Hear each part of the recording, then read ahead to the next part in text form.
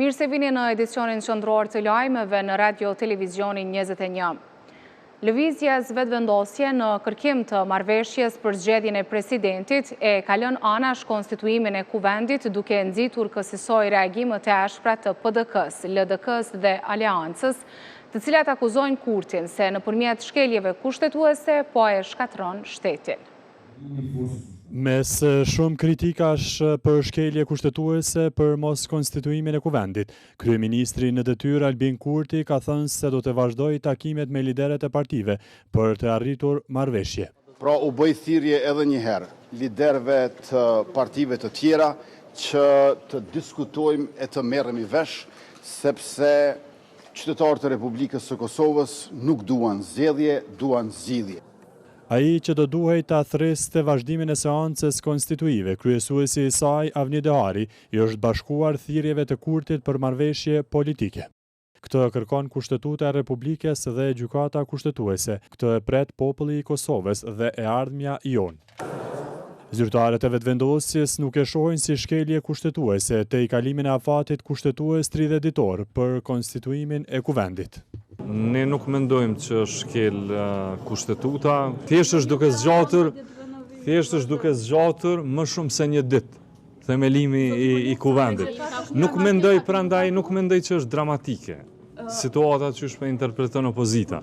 Të menjëhershme kanë qenë reagimet e deputetëve të ish opozitës ndaj këtyre qëndrimeve të udhëheqësve të vetëvendosjes. Deputeti i PDK-s Përparim Gruda ja ka rikujtuar konjuftëses aktgjykimin e gjykatës kushtetuese të vitit 2025, në të cilin thuhet se 30 ditë pas certifikimit të rezultateve zgjedhore duhet të përfundojë konstituimi i kuvendit. Sipas Grudës, nuk mund të kërkohet nga gjykata interpretim mbi interpretim. Gjykata në aktgjykimin e saj e ka përcaktuar qartë se brenda 30 ditëve nga data e certifikimit të rezultateve të zgjedhjeve, kuvendi duhet ta përfundojë konstituimin e jo vetëm ta fillojë atë, siç po pretendon ti. Përmes një reagimi, deputeti i LDK-s Ermal Sadiku ka qenë i ashpër ndaj vetëvendosjes, duke i quajtur deputetët e këtij subjekti politik, shkatërrues të shtetit dhe shkelës të kushtetutës. Nuk ka kurrë që dëmton shtetin më shumë se sa rrënimi i rregullave dhe institucioneve të tij, as korrupsioni, as nepotizmi, as tanket e as plumbat, sepse kur e shkel kushtetutin, e shpërfill gjykatën dhe e shkel rregulloren e institucionit më të lartë përfaqësues, nuk je veç tu e keq qeverisë shtetin, je tu ja rrënu themelët. Ndërkohë, deputeti i Aleancës Besnik Tahiri tha se vetëvendosje po abuzon me vendimet e gjykatës kushtetuese. Shkel rregulloria punës kuvendit neni 12.5, është shkel vendimi i gjykatës kushtetuese dhe ju them me përgjegjësi të plotë që ky kuvend është bërë një vend muzeal. Megjithatë, ministri në detyrë Glau Konjufca nuk i konsideron të dëmshme shkeljet kushtetuese më shumë se sa aksionin e deputetes e Aleancës Time Kadriaj, cila në seancën e së shtunës e gjuajti Kurtin me vezë. Madje Konjufca u përplas me gazetarë, të cilët ja rikujtuan se dikur edhe vetëvendosje bën të aksione brenda kuvendit. Zvarritjet e tilla sa mund të zgjasin, sepse pret edhe zgjedhja e qeverisë edhe e presidentit nga kjo konstituimi i kuvendit. Çdo dëm që ju po e konsideroni se mund të bëhet është më i vogël se ajo çka po në seancë, tjerën e fundit, dhuna që ushtruan ndaj kryeministrit, aksion simbolik edhe ndaj deputetëve tonë, edhe e dyta, po ato ishte keq edhe atëherë. Unë veç për javë kujtoj që keni thonë. Ju e keni arsyetuar. A jeni konsistent në ato që jo keq.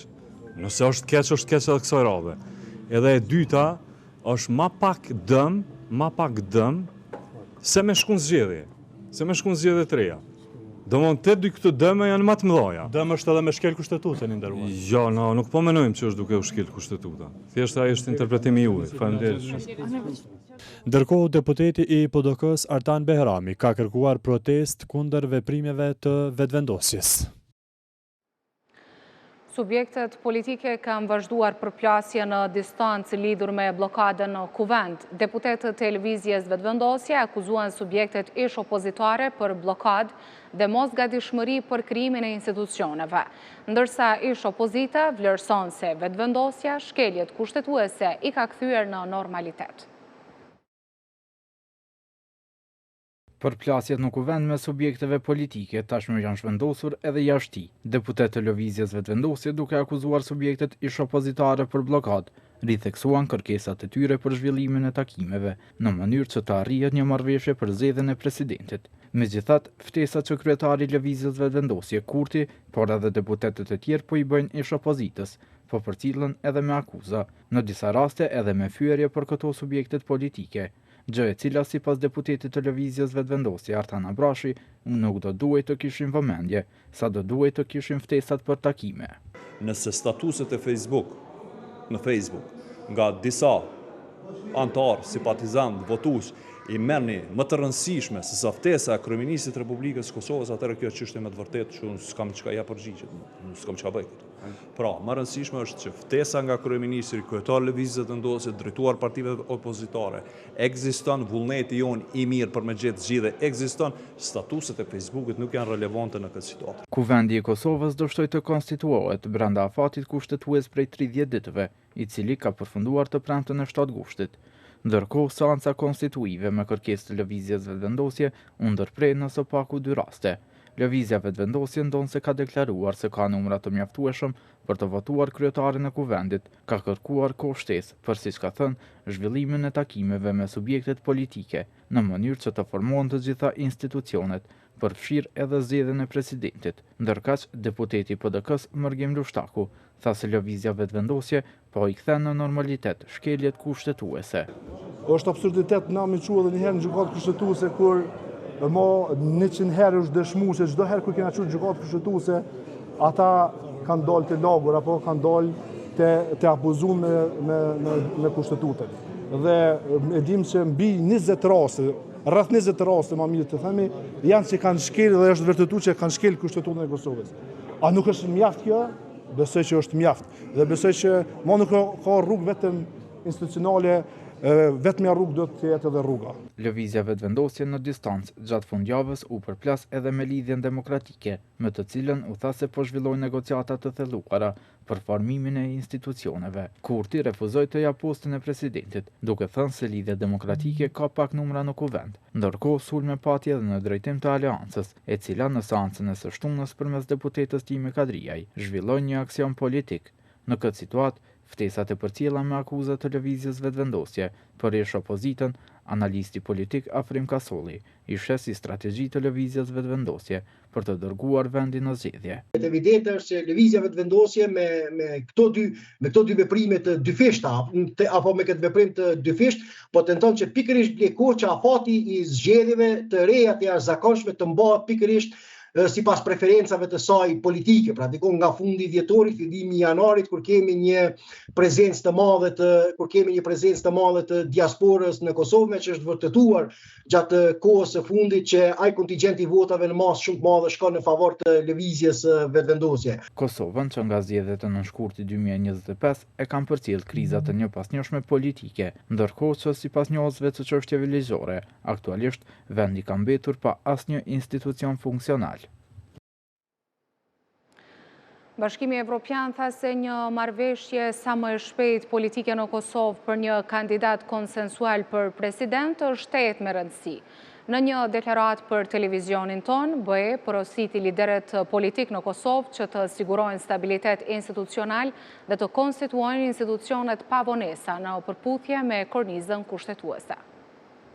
Bashkimi Evropian tha se vetëm një dialog efikas ndërpartijak dhe një qëllim i përbashkët do t'i mundësonte Kosovës të ndjek objektivat e përbashkëta dhe të zbatojë reformat që kërkojnë qytetarët e saj. Në një përgjigje për Radio Televizionin 21, një zëdhënës i Komisionit Evropian tha se vonesa në ndërtimin e institucioneve rrezikon edhe përfitimin e Kosovës nga plani i rritjes i Bashkimit Evropian. Deklarimet pasojnë bllokadën e institucioneve të Kosovës pas dështimit të konstituimit të kuvendit të zgjedhjes së presidentit të ri.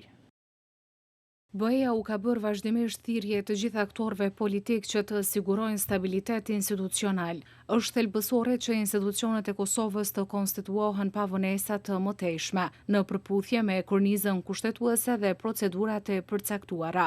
Vonesat në formimin e institucioneve rrezikojnë të pengojnë reformat e rëndësishme dhe mund të ndikojnë aftësinë e Kosovës për të përfituar plotësisht nga mundësitë e ofruara nga BE-ja, përfshirë edhe ato në kuadër të planit të rritjes për Ballkanin Perëndimor. Prandaj, arritja e shpejtë e një marrëveshjeje ndërmjet partive politike për një kandidat konsensual për president është veçanërisht e rëndësishme. Vetëm një dialog efikas ndërpartijak dhe një qëllim i përbashkët do t'i mundsojë Kosovës të ndjek objektivat e përbashkëta dhe të zbatojë reformat që kërkojnë qytetarët e saj. Radio Televizioni 21 mëson se Kosova rrezikon një pjesë të financimin nga instrumenti për reforma dhe rritje për shkak të vonesave në zbatimin e reformave. U bë ditur se institucionet në Kosovë kanë bërë kërkesën e parë për marrjen e fondeve më 15 korrik 2026, ndërsa Komisioni Evropian është duke vlerësuar raportimin për hapat e reformave. Megjithatë, situata politike dhe vonesat në zbatimin e reformave kanë vënë në rrezik këtë financim. Kërkesa e institucioneve për fondet u bë për hapat që fillimisht duhet të përmbusheshin në dhjetor 2024, qershor 2025 dhe qershor 2026. Ndërkohë, Kosovës gjithashtu në fund të këtij viti i përfundon edhe një afat tjetër i tolerancës së Bashkimit Evropian për 27 hapat që do duhej përmbushur fillimisht në dhjetor 2024 e më pas dhjetor 2025, duke ia rrezikuar kështu një shumë të përgjithshme prej 165.9 milion euro. Kosova në total duhet të zbatojë 111 hapa në kuadër të agjendës së reformave. Këto hapa përfshin reforma në administratën publike, sundimin e ligjit, energji, digitalizim, zhvillimin e sektorit privat dhe arsim. Dhe se për të arritur këto reforma dhe për të siguruar financimin, Kosova duhet të sigurojë një funksionim efikas të institucioneve dhe se konsensusi politik duhet të jetë në fokus të qëndrueshëm. Albulena Haxhiu, Albin Kurti dhe Glauko Njufca në konferencën e ambasadorëve të Kosovës kanë ngritur shqetësimet e tyre për sjelljet armiqësore të Serbisë ndaj vendit tonë, duke kërkuar nga diplomatët tanë që të ngrenë çështjet e Serbisë para faktorit ndërkombëtar. Në konferencën e 9 të ambasadorëve të Kosovës, ushtruesja e detyrës së presidentës Albulena Haxhiu tha se raportet me Serbinë mbetën një prej sfidave kryesore të politikës së jashtme. Ajo kërkoi që në komunikimet me partnerët ndërkombëtar të vazhdojë të adresohet përgjegjësia e Serbisë për sulmin terrorist në Banjsk, sulmet ndaj pjesëtarëve të KFOR-it, gazetarëve e qytetarëve, si dhe çështja e personave të zhdukur gjatë luftës. Raportet me Serbinë, siç e përmendi edhe zëvendës kryeministri dhe ministri Konjufca, mbeten një nga sfidat kryesore të politikës së jashtme të Republikës tonë. Serbia duhet të mbajë përgjegjësi për sulmin terrorist në Banjsk, për sulmet ndaj pjesëtarëve të KFOR-it, gazetarëve, qytetarëve të tjerë, për dorëzimin e kryeterroristit Milan Radojčić dhe të tjerëve të përfshirë në këtë sulm terrorist, por po ashtu edhe për zbardhjen e fatit të mbi 1500 personave të zhdukur me dhunë gjatë luftës në Kosovë. Adresimi i këtyre çështjeve është pjesë e domosdoshme e çdo procesi që synon një normalizim të vërtetë dhe qëndrueshëm të marrëdhënieve ndërmjet Kosovës dhe Serbisë. Haxhiu e konsideroi shqetësuese deklaratën e presidentit serb Aleksandar Vučić për mundësinë e ndryshimit të rrjedhës së lumit Ibër. Kryeministri në detyrë Albin Kurti kanë ngritur shqetësim për zgjerimin e kapaciteteve ushtarake të Serbisë, duke e lidhur atë me synimet hegemoniste ndaj Kosovës. Zgjerimi i kapaciteteve ushtarake të Serbisë nuk është thjesht përpjekje për të modernizuar ushtrinë e saj, por një strategji më e gjerë politike dhe diplomatike, e cila lidhet drejt për drejt me synimet e saj hegemoniste karshi rajonit tonë, e veçanëri Kosovës.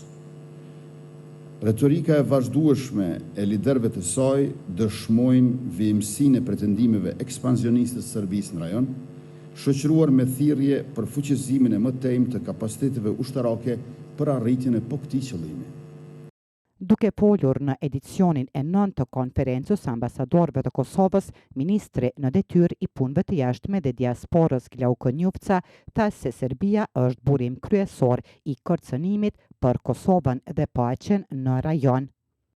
retorika e pandryshuar agresore e politikës zyrtare sërbe kundrejt Republikës së Kosovës dëshmon se Serbia është burim kërcënimi dhe destabiliteti për paqen rajonale dhe evropiane.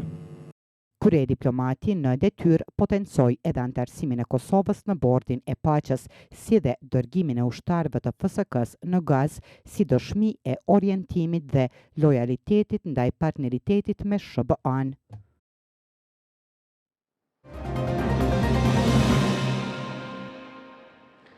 Misioni ushtarak i NATO-s në Kosovë ka nisur procesin e kalimit gradual nga prania e përhershme në urën kryesore në Mitrovic, i cili sipas KFOR-it vjen në kuadër të optimizimit të pozicionimit të misionit pas përmirësimit të situatës së sigurisë në Kosovë. KFOR ka njoftuar edhe për integrimin gradual të policisë së Kosovës në sigurinë e manastirit të Deçanit. Sipas KFOR-it, tranzicioni gradual është rezultati i përmirësimit të situatës së sigurisë në Kosovë si pjesë e procesit të zvoglimit gradual të pranisë së KFOR-it. Tutje thuhet se ky proces do të zhvillohet gradualisht dhe në koordinim të ngushtë me Policinë e Kosovës dhe EULEX-in. Misioni i KFOR-it të udhëhequr nga NATO ka filluar tranzicionin gradual të pranisë së përhershme të KFOR-it nga ura kryesore në Mitrovic, në përputhje me përmirësimin e situatës së sigurisë në Kosovë. Ky është pjesë e procesit për optimizimin e pozicionimit të KFOR-it. Ky proces do të jetë gradual, i bazuar në kushtet në terren dhe do të koordinohet ngushtë me të gjithë aktorët relevant, përfshirë përfaqësuesit e institucioneve në Kosovë dhe të organizatave ndërkombëtare si dhe përfaqësuesit e Policisë së Kosovës dhe misionit të Bashkimit Evropian për sundimin e ligjit në Kosovë. Gjithashtu thuhet se komandanti i misionit të KFOR-it vazhdon të jetë në kontakt të ngushtë me të gjithë homologët e institucioneve të Kosovës, por edhe të Serbisë, dhe se janë të pozicionuar në mënyrë të përshtatshme për t'u përgjigjur çdo zhvillimi të mundshëm në aspektin e sigurisë. Personeli ynë është i pozicionuar në mënyrë të përshtatshme për t'u përgjigjur çdo zhvillimi relevant në përputhje me mandatin afatgjat të KFOR-it, të përcaktuar nga Kombet e Bashkuara. KFOR-i do të ruajë një prani të dukshme në Mitrovicën e Jugut dhe të Veriut, si dhe në Veriun e Kosovës, duke vazhduar kontributin e tij për ruajtjen e një mjedisi të sigurt dhe të qëndrueshëm për të gjitha komunitetet. Misioni i NATO-s në Kosovë ka folur edhe për integrimin gradual të Policisë së Kosovës në sigurinë e manastirit të Deçanit, proces ky që ka nisur të hënën dhe do të zhvillohet gradualisht dhe në bazë të kushteve të sigurisë. Ky proces do të jetë gradual dhe i bazuar në kushtet e sigurisë dhe po koordinohet ngushtë me një sër aktorësh, përfshirë përfaqësuesit e Kishës Ortodokse Serbe dhe institucionet në Kosovë, si dhe përfaqësuesit e Policisë së Kosovës dhe të misionit të Bashkimit Evropian për sundimin e ligjit në Kosovë. KFOR-i ka theksuar se përkushtimi i tij për sigurinë e manastirit të Deçanit dhe për sigurinë e të gjitha komuniteteve lokale mbetet i palëkundër. Përkushtimi i KFOR-it ndaj sigurisë së manastirit të Deçanit dhe sigurisë së të gjitha komuniteteve lokale është i palëkundur. Personeli ynë është i pozicionuar mirë për t'u përgjigjur çdo zhvillimi përkatës, në përputhje me mandatin afatgjat të KFOR-it, të bazuar në Organizatën e Kombeve të Bashkuara. KFOR-i mbetet reaguesi i parë për sigurinë e manastirit të Deçanit.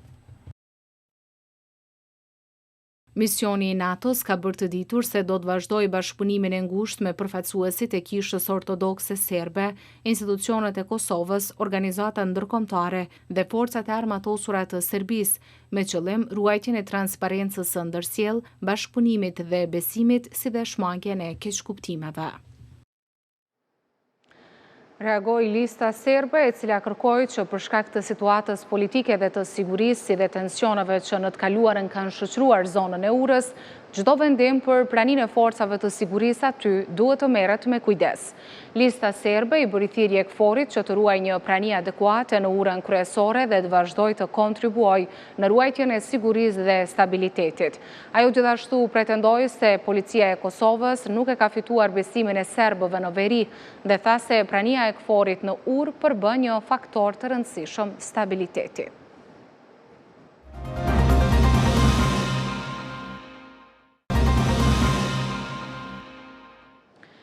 Ministri në detyri bujqësisë Armend Muja ka konfirmuar analizat e AUV-it se qumshti Vita nuk përmban vaj palme. Duke u arsyetuar sepse nuk ka treguar qysh në fillim se ky lloj qumshti është i pastër, ai ka thënë se ministria që ai drejton nuk merret me marka të përveçme.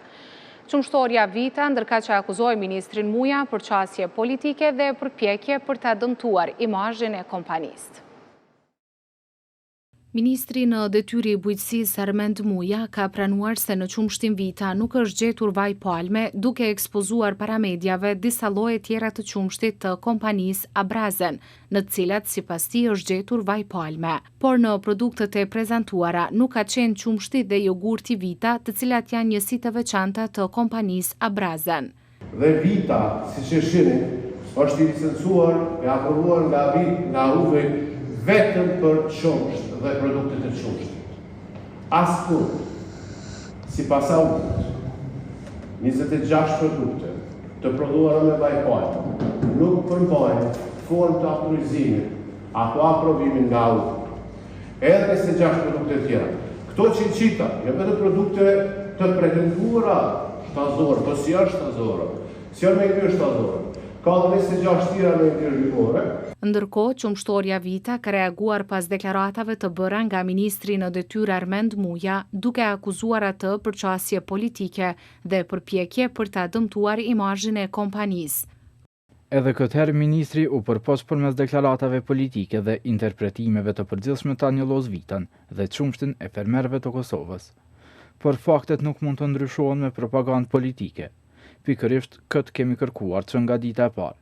Publikoni analizat dhe lërini qytetarët të shohin të vërtetën. Kompania ka bërë të ditur se ka publikuar edhe njëherë analizat zyrtare të dërguara nga Agjencia e Ushqimit dhe Veterinarisë, duke u bërë thirrje qytetarëve që t'i shohin vetë rezultatet.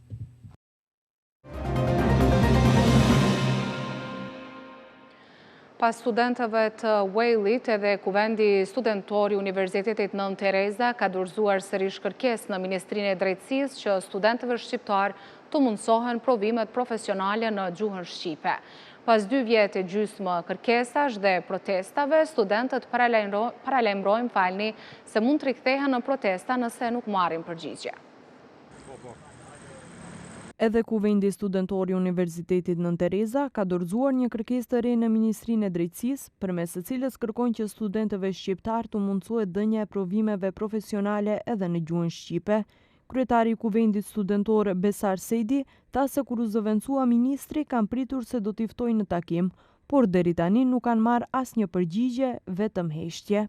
2 vite e gjysmë, 10 kërkesa, 2 protesta të zhvilluara, zëvendësimi i ministrave dhe prapë sot gjendemi në të njëjtin situatë para Ministrisë së Drejtësisë, ku e bëjmë të njëjtën kërkesë që të zbatohet kushtetuta dhe ligji dhe studentëve shqiptar të lejohet provimi jurisprudencës të madh edhe në gjuhën shqipe.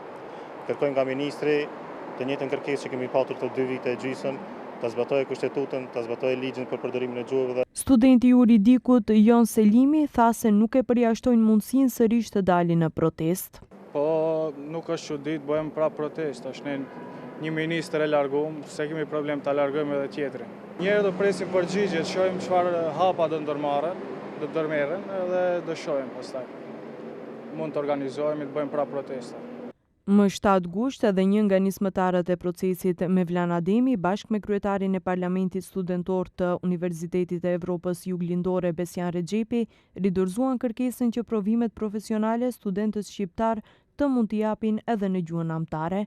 Siç thanë, studentët shqiptar nuk duhet të diskriminohen, por duhet të kenë mundësi të barabarta për t'u arsimuar, për t'u certifikuar dhe për të ushtruar profesionin e tyre në vendin e vet. Për këto kërkesa të ridorëzuara nga studentët, Televizioni 21 u përpoq të marrë qëndrimin nga Ministri i Drejtësisë Jeton Shasivari, por pa sukses.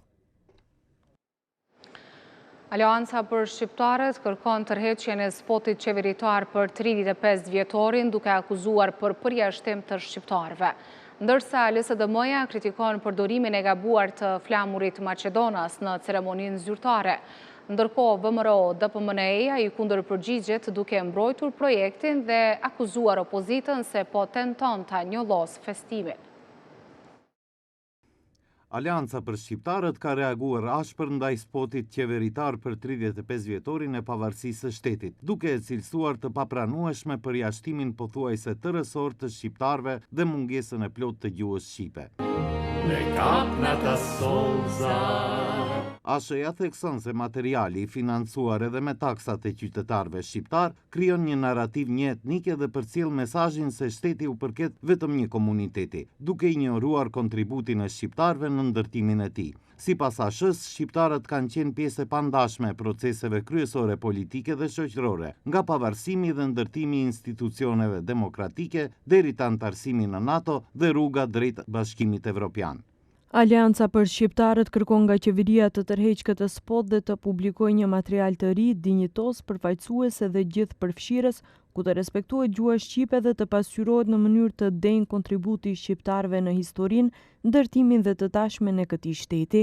Njëkohësisht shprehim keqardhje për heqjen e përfaqësuesve shqiptar në qeveri, të cilët edhe kur preket drejt për drejt dinjiteti, identiteti dhe përfaqësimi i shqiptarëve zgjedhin të heqtin. Kritika në kuadër të ngjarjeve për shënimin e 35 vjetorit kanë arritur edhe nga opozitarja LSDM, po për një çështje tjetër. Në një event zyrtar për shënimin e këtij përvjetori është përdorur gabimisht flamuri Maqedonas, i cili në vend të 8 rrezeve shfaqet me 12 rreze të diellit. LSDM-ja e quan këtë turp dhe poshtërim të simbolit shtetëror. Qeveria tani të dalë para qytetarëve dhe të thotë cila kompani është angazhuar, kush ka qenë përgjegjës për skenografinë dhe identitetin vizual, sa para janë shpenzuar, kush do të mbajë përgjegjësi për këtë poshtrim të simbolit shtetëror Maqedonas. VMRO-DPMNE-ja vlerëson se ngjarja ditë e ndriçuar fuqishëm për 35 vjetorin e pavarësisë e ka bashkuar shtetin dhe është përshëndetur nga qytetarët, ndërsa akuzon Venko Filipçën dhe LSDM-n se me kritika ndaj projektit po përpiqen ta njollosin atë dhe se kanë shkaktuar dëme ndaj Maqedonisë për dekada. Tani LSDM si pengon edhe dielli Maqedonas dhe instalacioni artistik, ku flamuri nga dielli më shumë rreze shkrihet në flamurin Maqedonas me 8 rreze. Fundrina e shoqërisë nga LSDM-ja, partia e cila 2 herë ndryshoi flamurin, 1 herë emrin, 1 herë kartmonedhat, kushtetutën, është e fundit që mund të flasë për poshtrimin e shtetit. Për 35 vjetorin e pavarësisë, qeveria dhe Avalon kanë paralajmëruar një program të madh muzikor, kulmi të cili do të jetë koncerti falas i yllit botëror David Guetta me 8 shtator dhe me regjistrim simbolik për 35 denarësh për person. Përveç koncertit të Guettas, nga 8 gushti deri më 8 shtator do të organizohen edhe 2 koncerte të mëdha dhe programe muzikore në 11 qytete, me pjesëmarrjen e mbi 120 artistëve. Gjakova e përmbylli me sukses edicionin e 3 të festivalit Ditët e Shqiptarit në kuadër të cilit u mbajt edhe parada tradicionale me veshjet kombëtare. Në Gjakov, tradita nuk mbetet vetëm në kujtes, por ajo vishet, shfaqet dhe përcillet ndër gjenerata. Ndërsa në kuadër të festivalit Ditët e Shqiptarit në Gjakov, u organizua edhe parada me veshje tradicionale mbarkombëtare, përmes së cilës brez pas brezi është ruajtur identiteti dhe tradita shqiptare. Kemi nga gjithë trevat shqiptare pjesëmarrës, nga fundi i Shqipërisë në majë Shqipërisë, nga Qamëria, Gjirokastra, Malizi, Maqedonia Veriut, Kosova, Drenica, Mitrovica e gjitha në radhë, patjetër dhe Gjakova. Sipas kryetarit të Gjakovës Ardian Gjini, identiteti nuk ruhet vetëm në libra e muzej, por edhe në atë që trashëgojmë dhe në atë që zgjedhim ta ruajmë e përcjellim fëmijëve tanë. Faleminderit gjithëve, faleminderit organizatorëve, kolegëve të mi, drejtorisë kulturës dhe drejtorive tjera që e kanë mbështetur këtë organizim, është edicioni i 3. Edhe tashmë nuk ka dilema askush që është tradicional, edhe ka me vazhdu. Po bëhen ditë më të bukura me të vërtet, jo vetëm në Kosovë, po edhe më gjatë. Çdo krahin ka veçoritë e saj, ndërsa qëndisjet, motivet tradicionale nuk janë thjesht bukurime. Ato janë simbole të përkatësisë dhe kujtesës kolektive, thon vlonjatët që i takuam në Gjakov. Përfaqësojmë grupin Qam Krau Shqiponjës, Tajp Madani, kemi ardhur për të performuar për Kosovën. Ky ansambël është rreth 50 vjet afërsisht në skenë Kemi marrë pjesë në shumë aktivitete, në aktivitete kombëtare, ndërkombëtare, dhe sot kemi ardhur të sjellim këto kostume kaq të bukura të krajinës së Çamërisë. Veshja tradicionale ishte dhe vazhdon të mbetet, mënyrë që na rikujton se pas çdo motivi, çdo qëndisje dhe çdo pjesë të kostumit qëndron një histori që ka kaluar nga duart e nënave e gjysheve tek brezat e rinj. Çdo ditë punojmë për vlerat tona kombëtare, për kulturën tonë, e një ndër ato të veçanta ishte kjo santmja. Ne duhet të dhënë mbështetje në çdo formë për çdo gjë që na ruan traditën, kulturën dhe na bashkon në forma të tilla. Ngjyrat, mënyra punimit, qëndisjet dhe motivet ndryshojnë nga një trevë në tjetrën, por secila prej tyre ruan gjurmët e së kaluarës dhe mënyrën e jetesës së shqiptarëve. E në mesin e këtyre elementeve plisi mbetet një nga simbolet më të dallueshme të veshjes tradicionale shqiptare.